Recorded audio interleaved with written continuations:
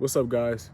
Today I'm going to be talking about range on the trumpet and how to play higher or scream on the trumpet if you have big lips. I'm mainly making this video for honestly a lot of like black people or African Americans, and I'm mainly talking specifically about like HBCU type of screaming, not like jazz or concert style. So really, one of the first things I want to touch up on is the concept of tucking your lips or having like a correct embouchure. So obviously, as you can see, lips are very big. Compare that to the mouthpiece, which is a 3D mouthpiece. It's kind of hard to like kind of get the proper response. And the reason I would say this is because the trumpet, if I'm correct, was made, it says Germany. The modern trumpet was invented in Germany. Also, Europe. It was invented in Europe. And I mean, if we're just being honest, not even like racially motivated, white people have smaller lips than black people.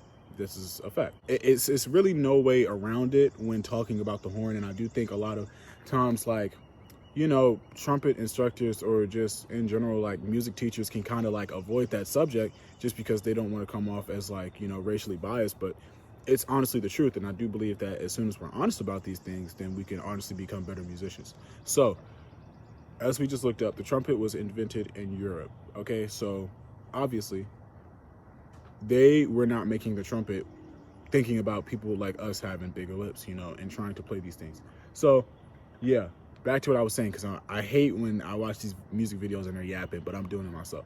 So to get straight to the point, tucking your lips. So with me, the technique I use is just the pronunciation of M. You already have to tuck your lips when you say M versus like normal. But if you say M, it kind of simulates having the smaller lips that were intended for playing the trumpet. So for example, if I don't say M and I try to play something,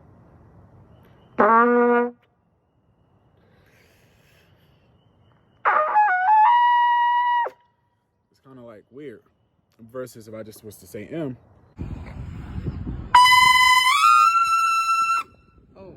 yeah, one of the things I would recommend is tucking your lips and whichever way you know how. Some people tuck it behind their like teeth like that. Behind. Some people tuck it in front like that to kind of simulate having smaller lips. It's really just up to whatever's comfortable for you. There's no such thing as a correct embouchure. There's only a such thing as the most efficient embouchure and what's most efficient to you and what gets the job done. And one thing I would caution against if you're going to tuck your lips behind your teeth is bruising. As you can see, I deal with bruising a lot on my teeth. So if you are going to tuck your lips behind your teeth, that is a problem that I would caution you against. But honestly, that can be avoided by just not applying too much pressure when you're playing, like mushing.